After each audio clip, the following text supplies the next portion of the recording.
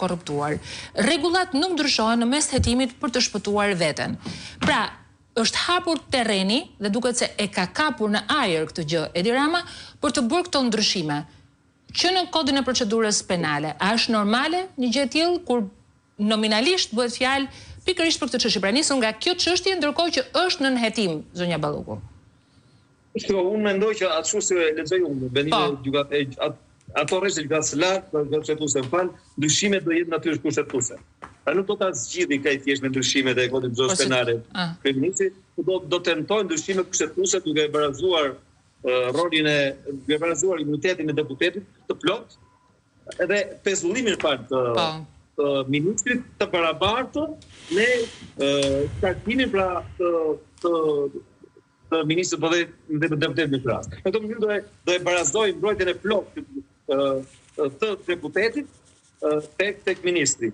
Megjithatë, ajo që është më e rëndësishme pavarësisht reagimit të kryetarit të grupit parlamentar të PD-s është reagimi i Bashkimit Evropian. Natyrisht ky është reagim jo vetëm i ftohtë, sepse është palë pa interesuar dhe vërtet po kemi një situatë të brendshme, një konflikt natyrisht kushtetues dhe penal ligjor si do t'ja vëmë ne, por është edhe është shumë i rëndësishëm për interesuar të proceset demokratike në Shqipëri. Sepse në ka të bëjë me zhvillimin demokratik, pra këto zhvillimesh po prekin në tet funksionin e shtetit demokratik, shtetit drejtë në Shqipëri.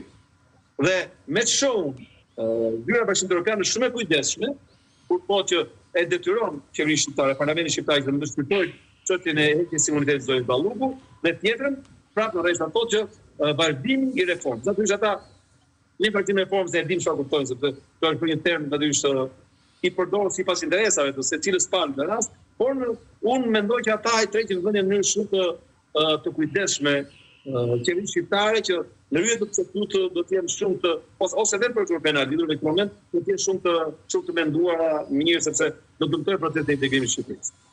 Po Muçi, ndërkohë Ilda po kaloi një moment te ky reagimi menjëhershëm i Komisionit Evropian. Pra ne ishim të gjithë të përfshirë